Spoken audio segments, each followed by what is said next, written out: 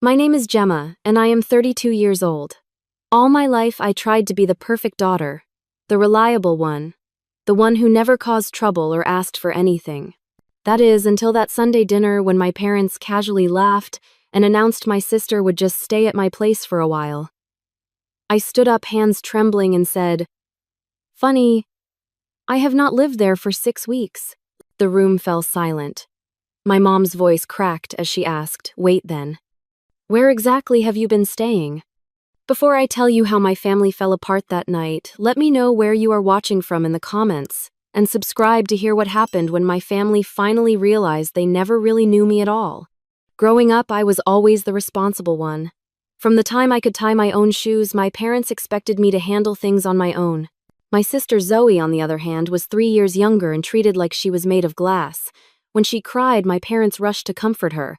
When I cried, I was told to be strong and set a good example. "Gemma can handle it" became my parents' favorite phrase. School project, Gemma can handle it. College applications, Gemma can handle it. Finding an apartment and establishing a career with no financial help, Gemma can handle it. And I did handle it. I worked through college while maintaining a 3.9 GPA. I secured an entry-level position at a prestigious marketing firm in Chicago, and slowly worked my way up over 7 years. I found a small but nice one-bedroom apartment in Lincoln Park that I could just barely afford if I was careful with my budget.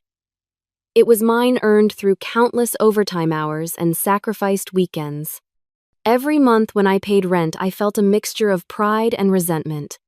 Pride because I had done this completely on my own. Resentment because my sister had lived at home until she was 26 with my parents covering her bills while she found herself. They even helped with the down payment on her condo when she finally moved out last year. "Your sister is more sensitive than you," my mother would say whenever I pointed out the disparity. "You have always been so independent, Gemma." Independent wasn't a choice. It was an expectation placed on me since childhood. A role I had to fill because no one offered me another option. 6 weeks ago, everything changed. Our company lost a major client and layoffs were announced. Despite my years of dedication and consistent performance reviews, I was among the first to go. Last in, first out, they said, even though that wasn't true in my case. The truth was that I didn't have the personal connections that others had cultivated while I was working late. I received 2 weeks of severance pay. It covered exactly 1 rent payment and some groceries. I immediately began applying for jobs, certain that with my experience I would find something quickly. I was wrong. The market was saturated with marketing professionals from various companies that had also downsized. Each day brought more rejection emails, or worse, silence. My savings, which had never been substantial, dwindled rapidly. When the first of the month came around and I couldn't make rent, I had to make a choice. I could tell my family and ask for help, or I could handle it on my own as I always had. Pride won out. I packed what I could fit into my Honda Civic, gave notice to my landlord, and prepared to live in my car until I found another job. "It will just be for a week or 2, I told myself, as I organized the trunk to make room for my clothes and toiletries. "No one needs to know." I kept my gym membership active so I would have a place to shower. I found safe parking spots to sleep in. I maintained my appearance meticulously, making sure no one could tell that I was homeless. I set up a virtual mailbox service for job applications. I used library computers to send resumes and take online interviews. And every Sunday, I drove to my parents' house in the suburbs for dinner, just as I had done for years. I arrived well-dressed with stories about work and friends that were entirely fabricated. I listened to my parents praise Zoe for her latest minor accomplishment. I smiled and played my part.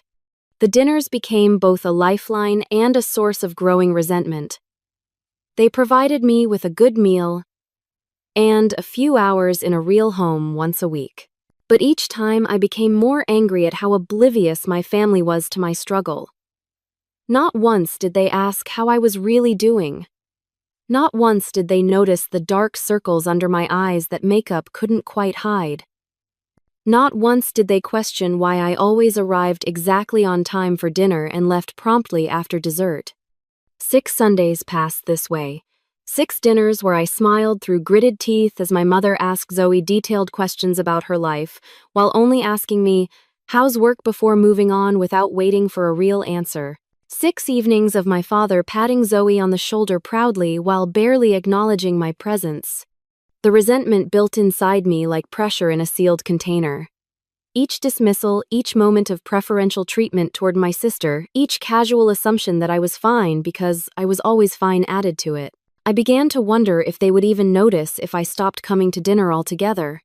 Would they call to check on me? Or would they just shrug and say, "That's Gemma, always independent"? The worst part was knowing that if I told them the truth, their response would likely be disappointment rather than support. My mother would sigh dramatically and say something about how she thought I was more responsible than this. My father would offer reluctant financial help accompanied by a lecture about proper planning. Zoe would look at me with pity, her expression saying, "I never thought you would fail." So I continued the charade, sleeping in parking lots and rest stops, washing my hair in gym sinks, applying for jobs from my laptop in coffee shops, and pretending everything was fine during those Sunday dinners. I was handling it just as I had always been expected to do. But inside, something was breaking. The Gemma, who had always risen to meet expectations, who had shaped her entire identity around being the capable one, was crumbling under the weight of reality. I wasn't handling it. I was barely surviving. And no one, not one person in my family had any idea. That Sunday began like any other day in my new reality. I woke up at 5:30 in the morning when the sun started to heat up my car beyond comfortable sleeping temperature. I had parked in the lot behind a 24-hour supermarket, a spot I'd found to be relatively safe and undisturbed by security. I folded my blanket neatly and tucked it under the passenger seat along with my pillow. I gathered my toiletry bag and a fresh outfit from the organized chaos of my back seat. At 6, when the gym opened, I was first in line. I showered, brushed my teeth, and applied makeup carefully, ensuring I looked put together despite having slept in a reclined driver's seat. By 9, I was sitting in a coffee shop with my laptop, sending out another batch of job applications. Each cover letter was personalized, each resume tailored to the specific position. I had become efficient at this daily ritual, though the constant rejections made it feel increasingly futile.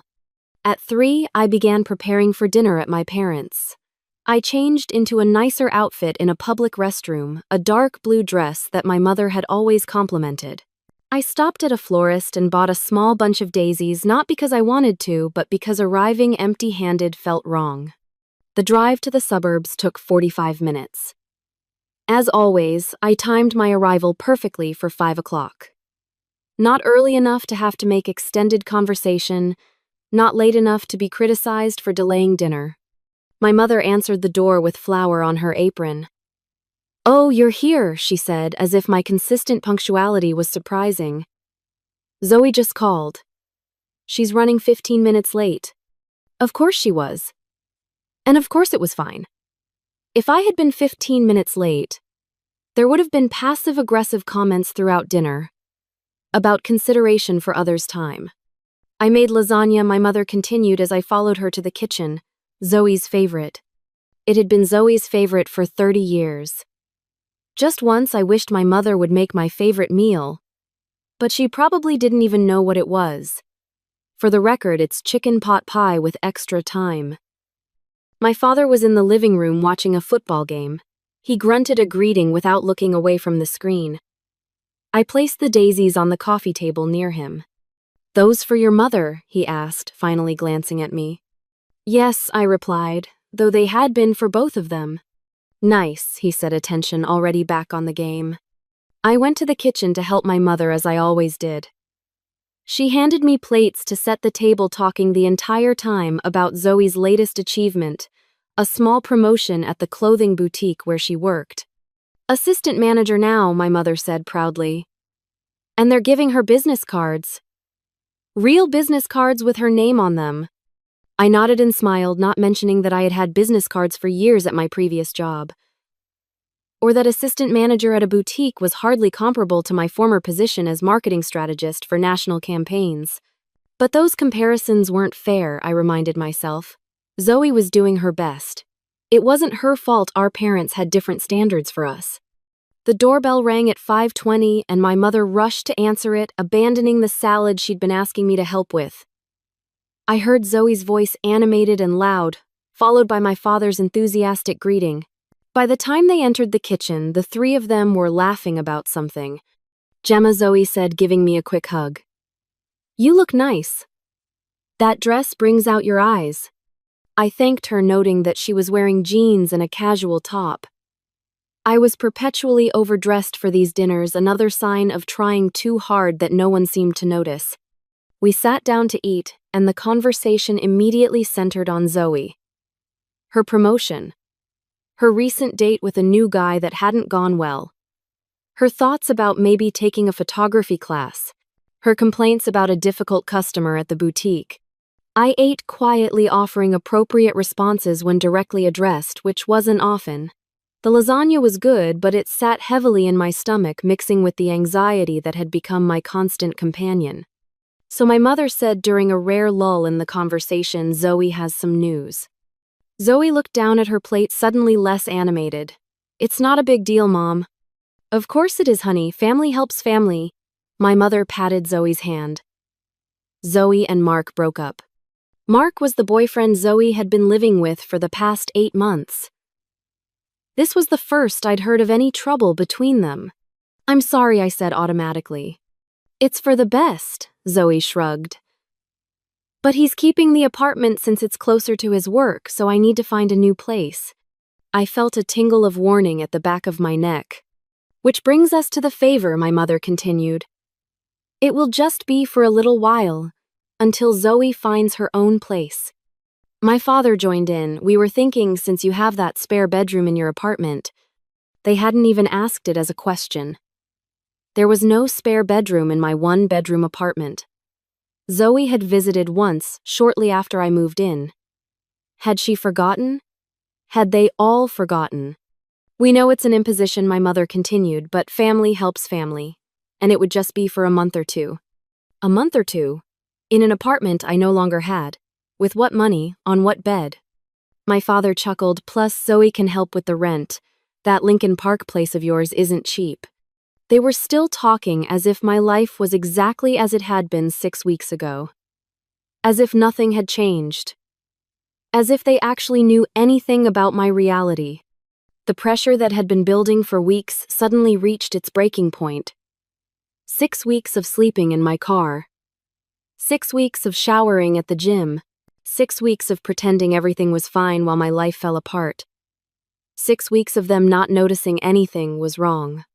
My parents were still laughing softly, making plans for Zoe to move in with me that weekend when I stood up. "Funny," I said, my voice surprisingly steady. "I haven't lived there for 6 weeks." The laughter died instantly. 3 pairs of eyes stared at me in confusion. "What do you mean?" my father asked, his brow furrowed. "I lost my job 6 weeks ago. I couldn't afford rent. I had to give up my apartment." Each sentence was like a weight lifting from my shoulders. "But," my mother's voice trembled, "where exactly have you been staying?" The silence that followed my mother's question seemed to stretch into eternity. I looked at their faces one by one. My father's confusion. My mother's dawning horror. Zoe's uncomfortable shift in her chair. "My car," I finally said. "I've been living in my car for the past 6 weeks." My mother gasped, her hand flying to her chest in a gesture so melodramatic it would have been comical in any other situation. "That's ridiculous," my father said, his voice gruff. "Why would you do that when you could have just come home?" The question ignited something in me. Could I have really? Because not once in the past 10 years have you suggested that this was still my home. Not once have you offered me the kind of support you've given Zoe at every turn. "That's not fair," my mother interjected. "We've always supported both of you equally." I laughed, a harsh sound that surprised even me. "Equally, Mom, you paid Zoe's rent until she was 26. You helped her with the down payment on her condo. You've bailed her out of credit card debt twice that I know of.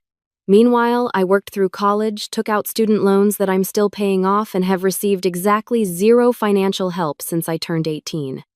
We helped you with college, my father protested weakly. You paid for 1 semester of books. 1.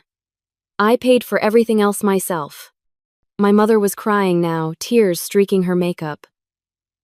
Why didn't you tell us you were in trouble? We would have helped. Would you have lectured me about responsibility and proper planning? Would you have sighed and wondered aloud how I could have let this happen? Would you have told all your friends about how your responsible daughter turned out? To be a disappointment after all.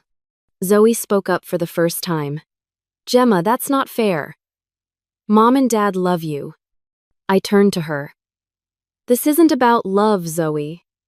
It's about expectations and double standards. It's about how I've been treated my entire life versus how you've been treated. It's about how they call you twice a day to check in but didn't notice that I've been homeless for 6 weeks. 6 weeks, Zoe. Where do you think I've been showering? Where do you think I've been sleeping? How do you think it feels to come here every Sunday and listen to everyone talk about your promotion at a boutique when I lost a career? I spent 7 years building.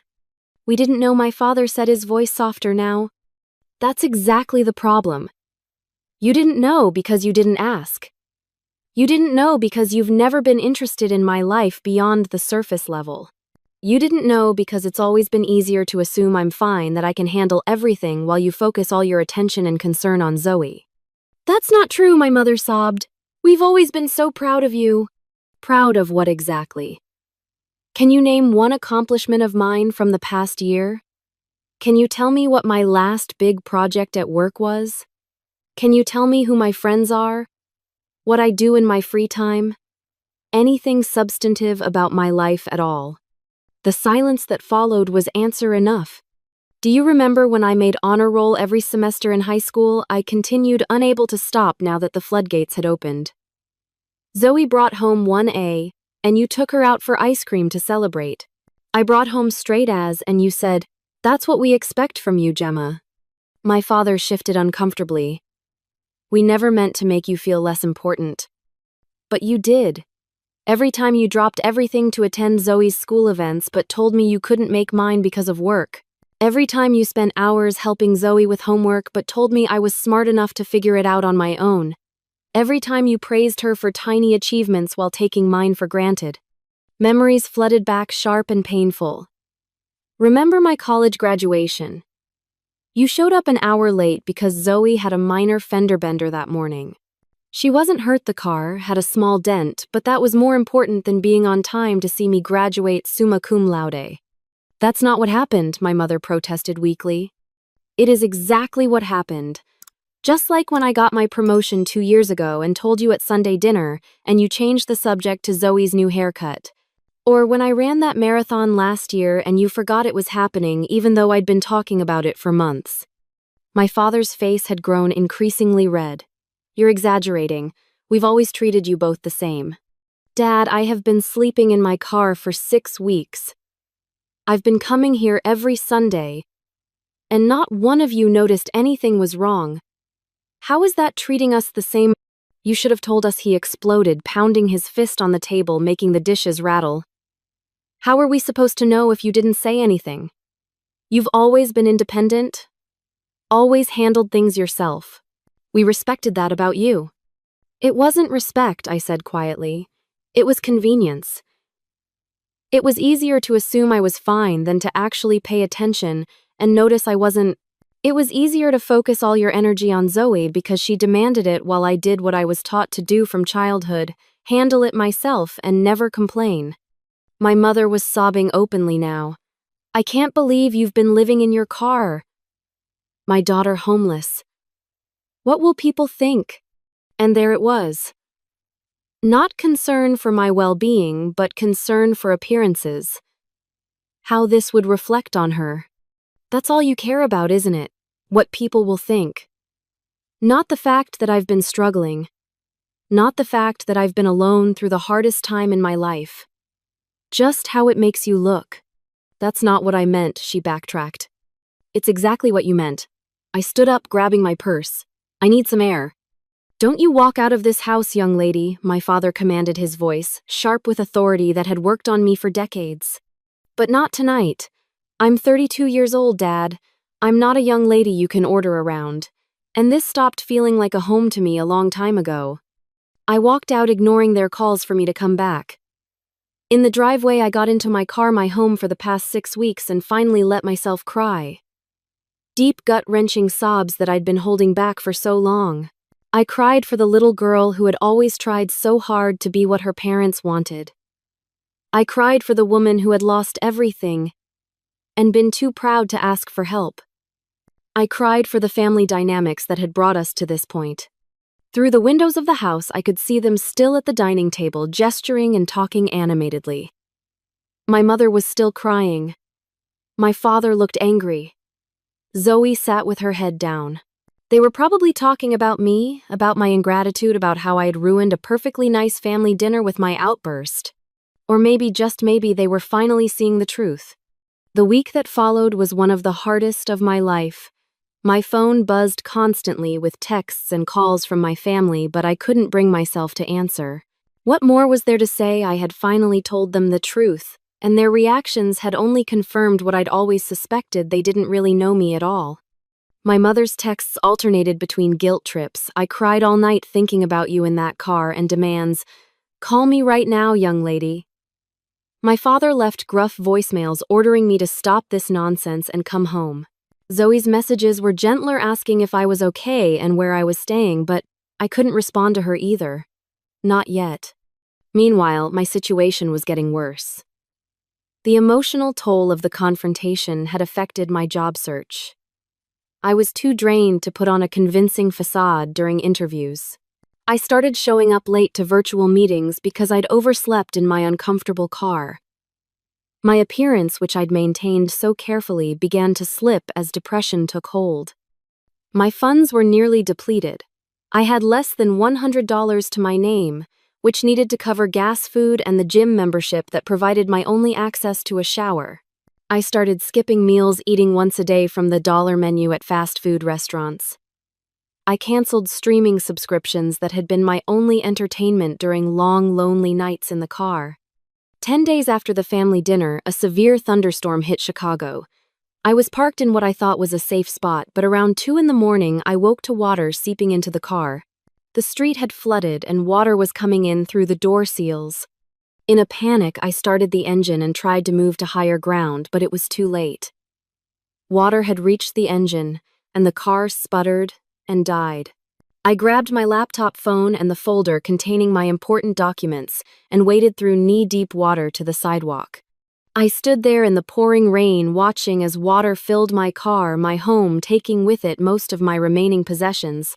My clothes, my toiletries, the family photos I'd kept, all ruined. I had nowhere to go, no one to call who wouldn't say I told you so. So I walked. In the rain, in the middle of the night, I walked until I found an all-night laundromat. I sat in a plastic chair, soaking wet, clutching my laptop bag to my chest until morning. When the rain stopped, I returned to my car. It was a total loss. Water had risen to the seats, soaking everything. The insurance would cover the car eventually, but the process would take weeks, and they wouldn't cover the personal items lost. Not that insurance mattered at this point. The car had been paid off years ago, but any money from the claim would take time I didn't have. I spent that day in a daze, moving between coffee shops and public libraries, trying to figure out what to do next. By evening, exhaustion overwhelmed me, and I found myself sitting on a bench in a small park, no plan, no shelter for the night. That's where Officer Bryant found me. She was doing her rounds, checking the park before closing time, when she spotted me still in damp clothes, staring blankly ahead. "Ma'am, the park closes at 9. You'll need to move along," she said, her tone professional but not unkind. I looked up at her, and something in my expression must have concerned her because her demeanor changed. "Are you all right? Do you need medical assistance?" I shook my head. "I'm fine. Just nowhere to go." She sat down beside me, maintaining a respectful distance. How long have you been homeless? The word hit me like a physical blow. Homeless. Despite living in my car for weeks, I had never fully applied that label to myself. I had been between apartments, or in a temporary situation. But now, with no car, no shelter of any kind, the reality was unavoidable. My car flooded last night, I said, my voice hollow. I've been living in it for about 7 weeks. Now I have nothing. Officer Bryant nodded, no judgment in her expression. There's a women's shelter about 20 minutes from here. They might have a bed available. Would you like me to call?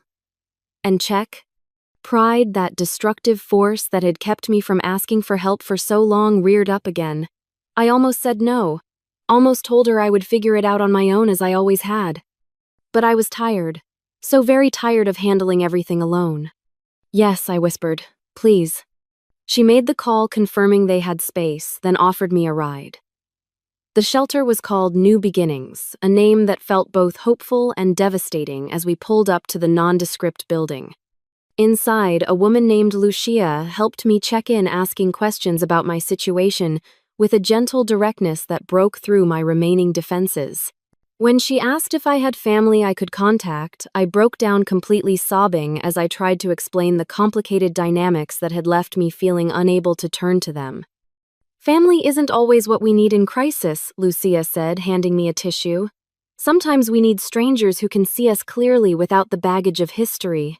She showed me to a small bed in a room shared with 3 other women. It wasn't private, it wasn't luxurious, but it was clean and dry and safe. She gave me toiletries, a clean towel, and a set of donated clothes that actually fit. That night, lying on a narrow bed in a room with strangers, I hit rock bottom. Not because of where I was, but because I finally acknowledged how far I had fallen. I had gone from a successful marketing professional with an apartment in Lincoln Park to a homeless woman in a shelter, all because I had been too proud to ask for help, too conditioned to believe I had to handle everything alone. In the darkness, listening to the unfamiliar sounds of other women breathing, some crying softly, some talking in their sleep, I faced the truth, the identity I had built for myself. The capable, independent Gemma who could handle anything was a facade. Underneath was a wounded child still desperate for her parents' attention, and approval still hurt by years of being taken for granted. The next morning, I met with a social worker named Diane. She helped me apply for emergency assistance, gave me information about job placement programs, and connected me with resources I hadn't known existed. You're not the typical client we see here, she said carefully. You have education, work experience, skills that are in demand. This is a temporary setback, not a life sentence. Her words were meant to be encouraging, but they made me think about the other women at the shelter. What made my homelessness temporary while theirs might be a life sentence? Was it just my privilege, my education, my past prosperity? The thought was humbling. Over the next few days, I met some of those women. Maria, who had fled domestic violence with nothing but her children and the clothes on their backs. Tanya, whose mental illness had gone untreated until she lost her job, her apartment, and her support system. Eleanor, an elderly woman whose fixed income hadn't kept pace with rising rents. Their stories put my own situation into perspective. Yes, I had been treated unfairly by my family. Yes, I had faced bad luck and hardship. But I also had advantages. Many of these women had never had education, work experience, good health, no dependents. For the first time in my life, I truly understood the concept of privilege, not as an abstract idea, but as a tangible reality. And with that understanding came a sense of responsibility, not to handle it as I always had, but to accept help now so that someday I could offer help to others. My first night in a real bed after weeks in the car was a mixture of relief and profound sadness. Relief at the basic comfort, at not having to stay alert for danger, at being able to stretch out fully. Sadness at how far things had fallen, at the realization that I had no idea when or if I would have a place of my own again. But as I drifted off to sleep, one thought provided a small measure of comfort. At least now I wasn't pretending anymore. For better or worse, the truth was out. And maybe, just maybe, that was the first step toward something better. 2 weeks into my stay at New Beginnings, I was sitting in the common area filling out job applications when Lucia approached me. "Gemma, you have a visitor," she said. I looked up startled. I hadn't told anyone where I was staying. My first thought was that it might be Officer Bryant checking in as she had done once before. But when I walked to the reception area, it was Zoe who stood there looking uncertain and out of place in her designer jeans and cashmere sweater. "How did you find me?" I asked, too surprised to manage a greeting. "I've been looking everywhere," she said. "I called hospitals, checked with the police. Finally, an officer named Bryant told me you might be here." She hesitated. "Can we talk? Maybe go for a coffee or something?" Part of me wanted to refuse to protect myself from more hurt. But there was something in her expression of vulnerability I rarely saw in my confident younger sister that made me nod. We walked to a small coffee shop, 2 blocks from the shelter. After ordering, we sat at a corner table, an awkward silence stretching between us. "Mom and Dad don't know I'm here," Zoe finally said. "They think I'm at work." "Why the secrecy?" She sighed. "Because I wanted to talk to you first, without their drama. They've been a mess since that dinner. Mom cries all the time. Dad is angry, but won't admit he's really scared.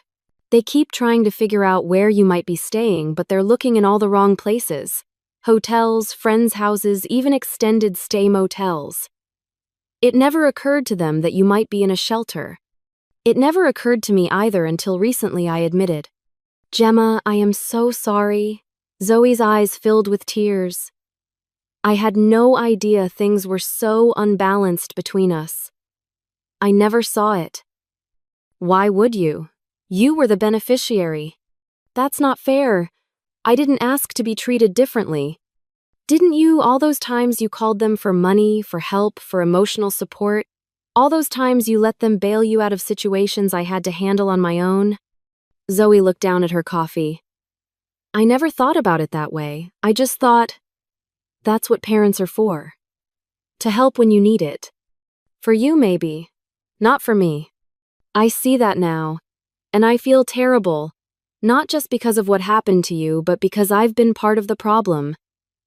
I've taken their help for granted while you've been struggling alone." The sincerity in her voice caught me off guard. This wasn't the self-centered Zoe I was accustomed to. This was someone genuinely confronting an uncomfortable truth about herself and our family.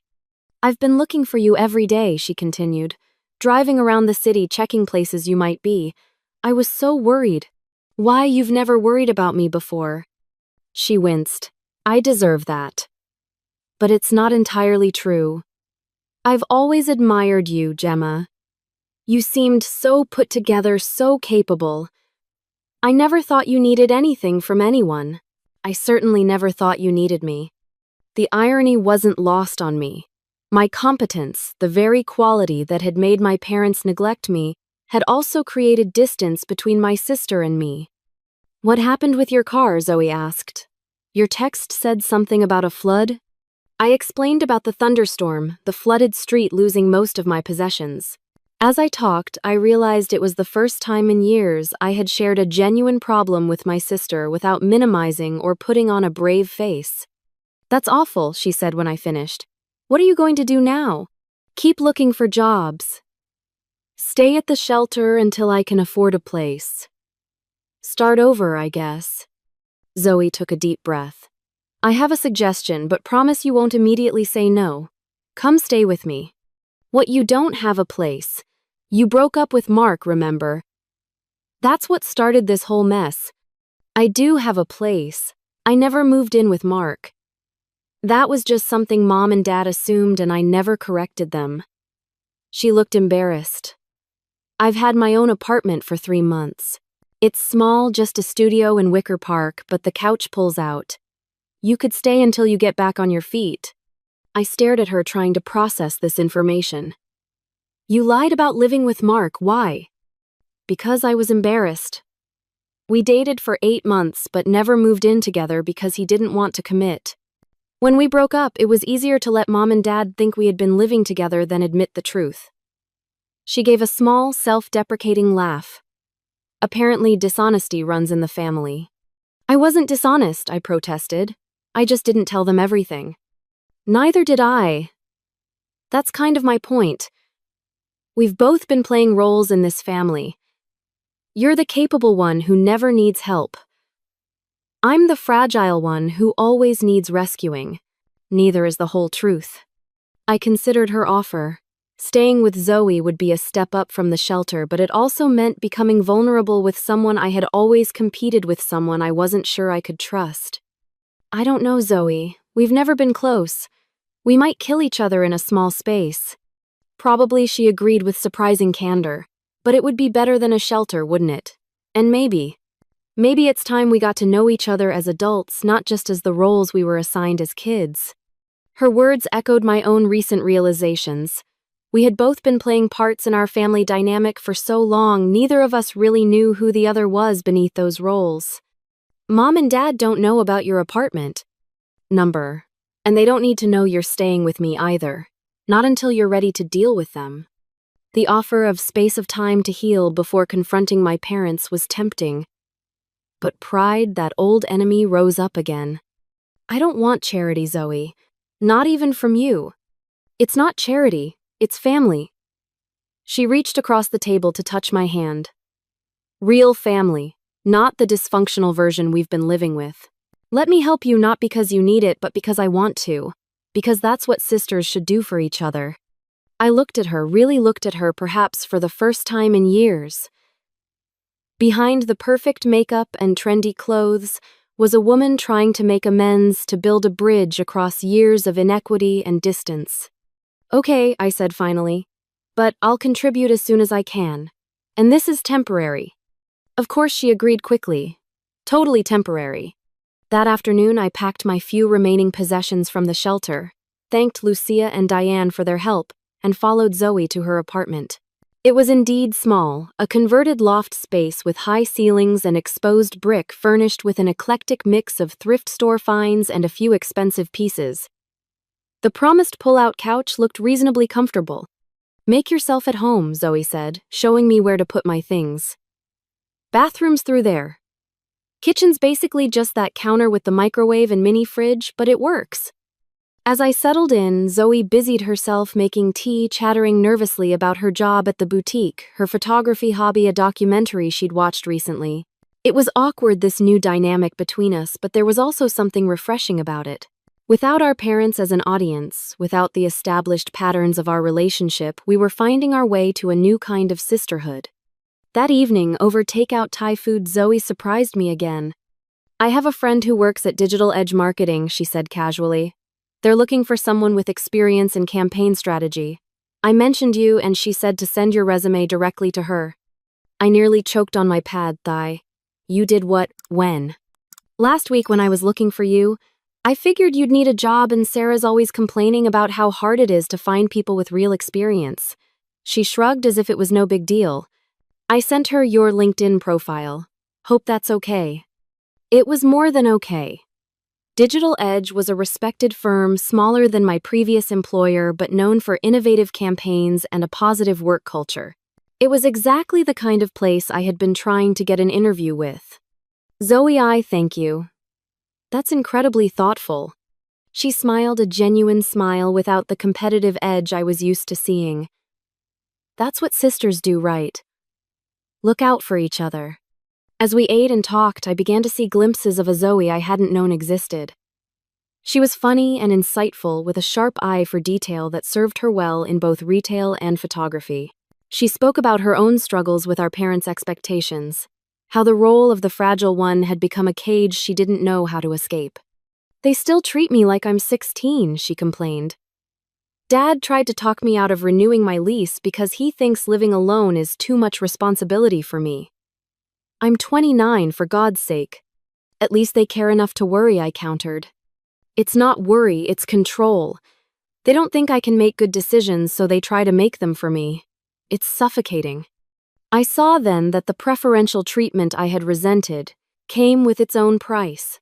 Zoe had been infantilized, her independence stunted by our parents' constant intervention. While I had been forced to be too independent too soon, she had never been allowed to develop independence at all. We were both victims of our parents' unbalanced approach, just in different ways.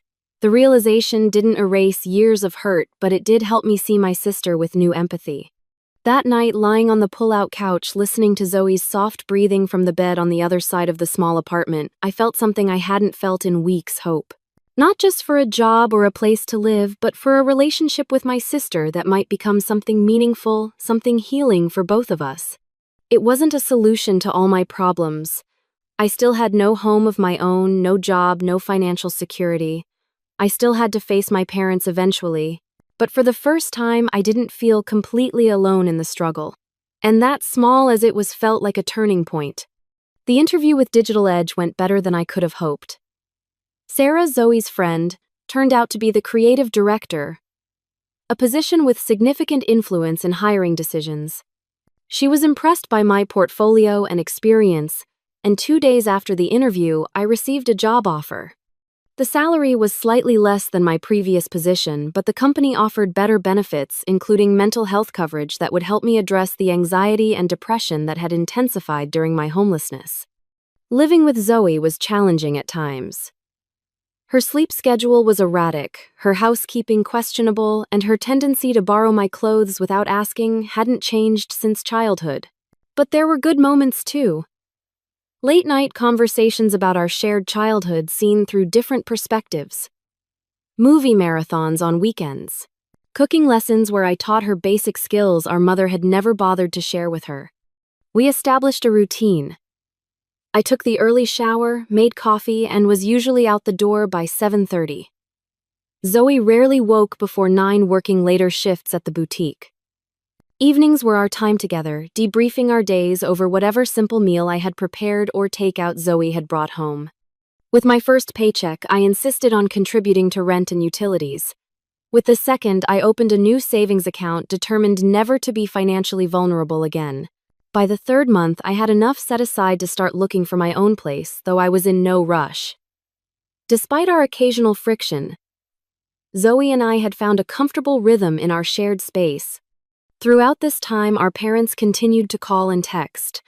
I responded minimally, letting them know I was safe, but giving no details about where I was staying or working. Zoe maintained the charade that she knew nothing about my whereabouts, a deception that weighed on her more than I had expected. "I hate lying to them," she confessed one evening. "Mom called today crying, saying she's afraid you're living on the streets. It feels wrong not to tell her you're okay, that you're here." "I am okay now," I acknowledged. "But I wasn't for a long time, and they never noticed. I'm not ready to pretend everything is fine just to make them feel better." But as weeks turned into months, I began to see the toll our estrangement was taking, not just on our parents, but on Zoe as well. She was caught in the middle, keeping my secrets while witnessing our parents' genuine distress. At Zoe's suggestion, I started seeing a therapist using my new insurance. Dr. Reynolds specialized in family dynamics and helped me process not just the recent trauma of homelessness, but the deeper wounds of childhood. She didn't push me to reconcile with my parents, but she did encourage me to consider what kind of relationship I wanted with them moving forward. "Complete estrangement is an option," she said during one session, "but it comes with its own cost. The question is whether that cost is worth the protection it provides." I thought about her words for days afterward. What did I want from my parents? Not the unquestioning support they had given Zoe, certainly. That time had passed. But perhaps something more honest. A relationship based on who we really were, not the roles we had been playing for decades. 2 months after moving in with Zoe, nearly 5 months after that fateful dinner, I decided it was time to face my parents. Zoe offered to be there, but I felt this was something I needed to do myself with the new strength I had found. I suggested meeting at a restaurant-neutral territory where no one could storm off to another room or fall back on familiar patterns tied to the family home.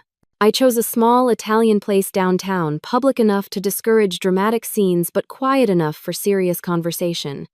They arrived together looking older than I remembered. My mother had lost weight, dark circles under her eyes despite careful makeup. My father's posture was less commanding, his shoulders slightly stooped.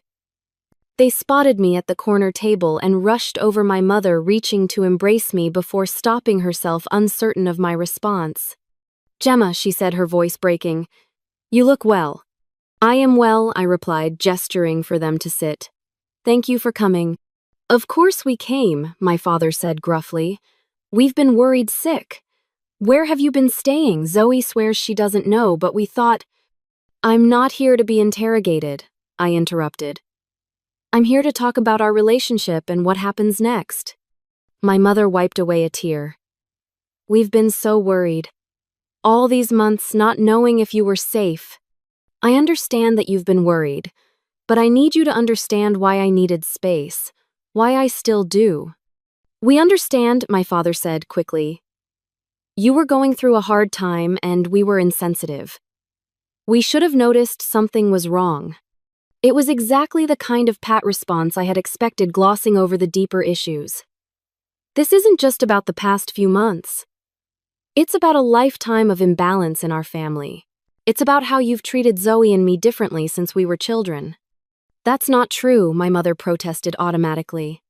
"It is true, and pretending otherwise won't help us move forward." I took a deep breath, centering myself as Dr. Reynolds had taught me. "I've prepared some things I need to say. I'd appreciate it if you would just listen without interrupting." They exchanged glances but nodded. "For as long as I can remember, there have been two sets of expectations in our family. Zoe was fragile and needed protection. I was strong and could handle anything. These weren't roles we chose. They were assigned to us and they shaped our entire lives." I went on to detail specific instances, patterns of behavior that had reinforced these roles year after year. The financial support given to Zoe but withheld from me. The emotional attention lavished on her while I was left to process feelings alone. The celebration of her minor achievements while my major ones were taken for granted. The result was that Zoe never learned real independence, while I never learned to ask for help. Both of us were harmed by this imbalance, just in different ways. My father started to speak, but my mother touched his arm, silencing him. "When I lost my job and apartment, I was too ashamed to tell you because I knew based on a lifetime of experience that your response would be disappointment, not support. I felt I had failed at the one thing you expected of me, handling everything on my own." I described the weeks living in my car, the constant fear, the deepening depression, the humiliation of finally accepting help from strangers because I couldn't ask for it from family. "I'm not telling you this to make you feel guilty, though I know you do. I'm telling you because if we're going to have any relationship moving forward, it needs to be based on truth, not the comfortable fictions we've all been living with." By the time I finished, my mother was crying openly and my father's eyes were suspiciously bright. A long silence followed, broken only by the ambient sounds of the restaurant around us. Finally, my father spoke, his voice rougher than usual. "I had no idea. None." He shook his head slowly. "I always thought we were doing right by both of you. Giving Zoe the support she seemed to need, respecting your independence because that seemed to be what you wanted." "I didn't want independence," I said quietly.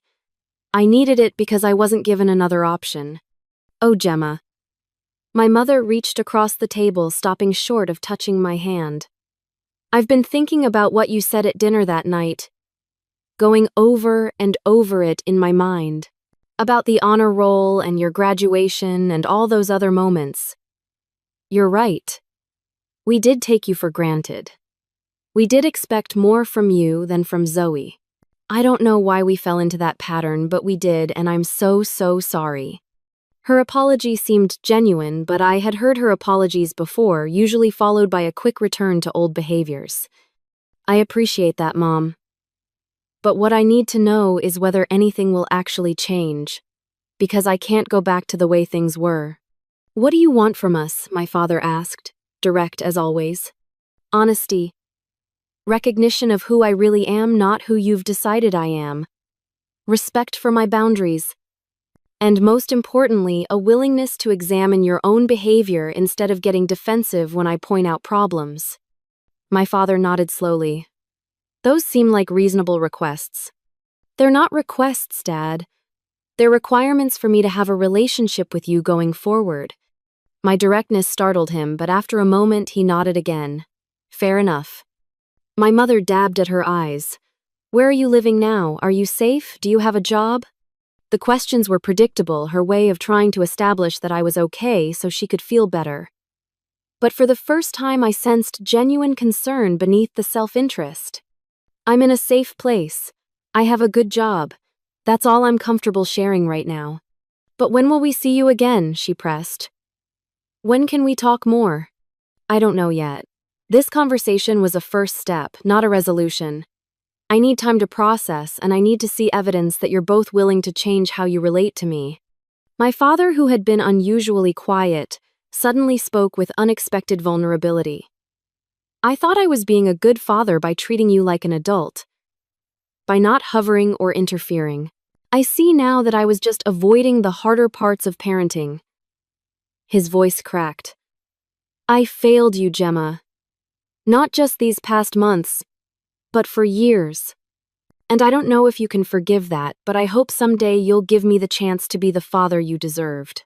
His admission, so unlike his usual stoic demeanor, caught me off guard. Tears stung my eyes, but I held them back. I'd like that, Dad. But it will take time.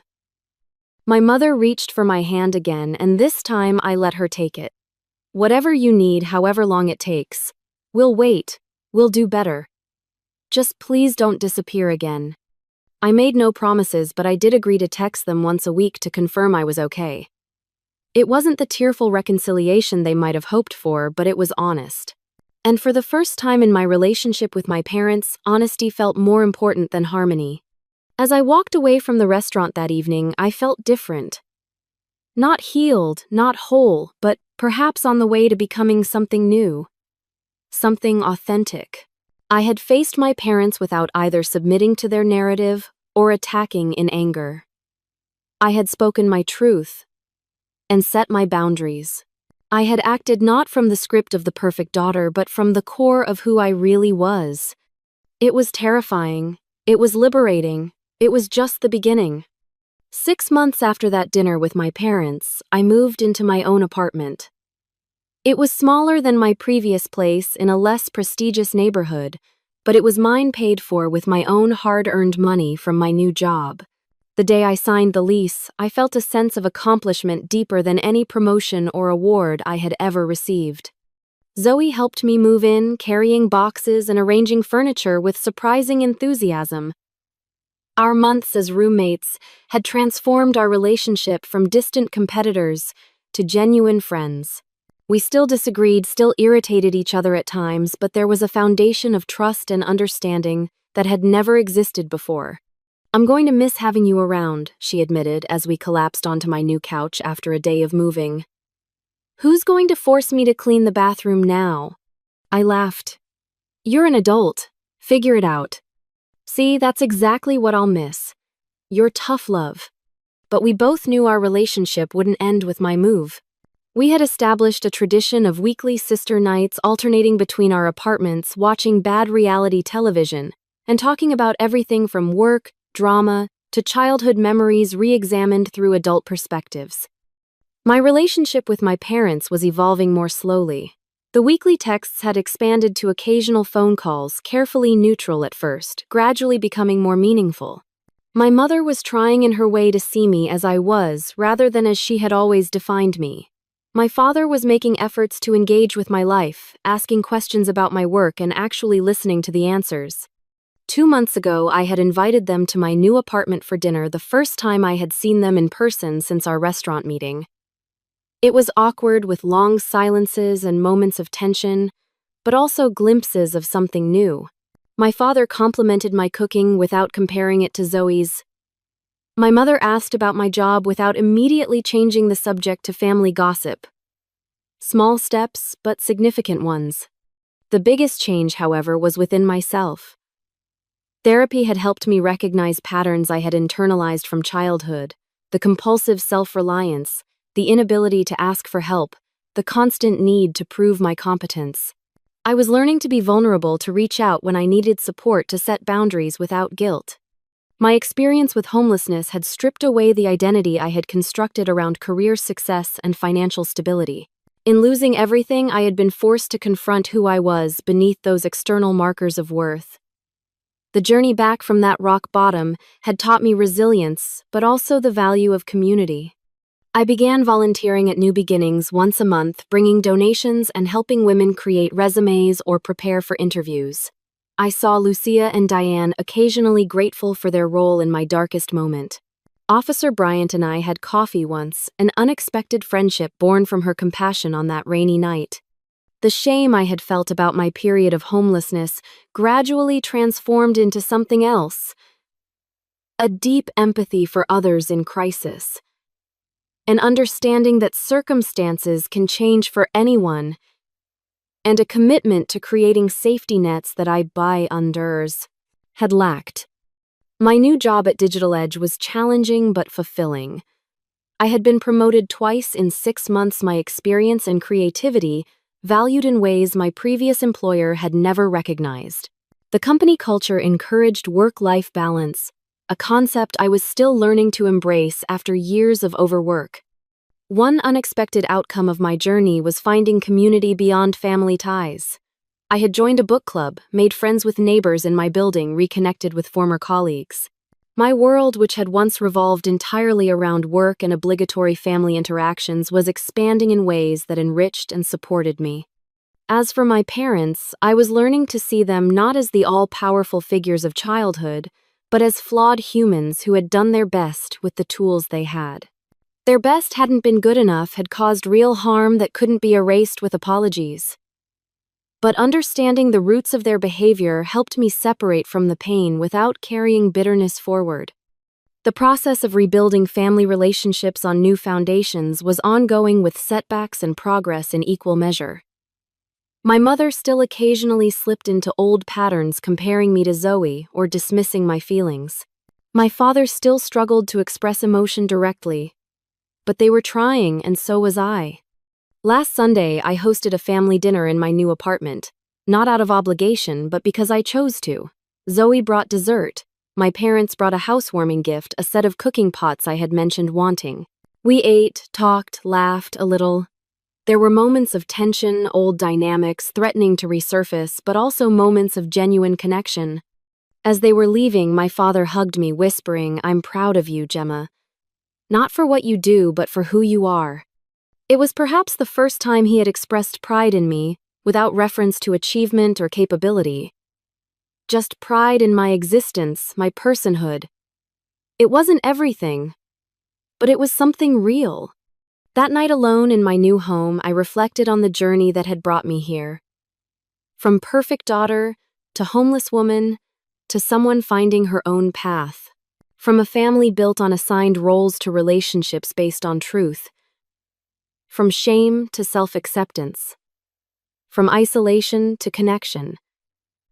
The healing wasn't complete. Perhaps it never would be entirely. But I had found a way forward that honored both the pain of the past and the possibility of the future. I had learned that rock bottom can become a foundation if you build upon it with intention and care. Most importantly, I had learned that families aren't fixed entities, unchangeable and eternal. They are living systems that can break, heal, transform. They can be rebuilt around truth rather than expectations. They can grow toward light like plants long kept in shadow. My name is Gemma, and I am 32 years old. I am not the perfect daughter. I am not the capable one. I am not defined by my strengths or my failures. I am simply myself, complex and worthy exactly as I am, and that I have finally realized is enough. Have you ever had to completely rebuild a relationship with a family member? What helped you move forward? Share your experiences in the comments below. If this story resonated with you, please like and subscribe to hear more journeys of healing and transformation. Remember that asking for help is not weakness, but one of the bravest things you can do. Thank you for listening to my story, and I hope it brings some comfort to anyone facing their own struggles with family expectations.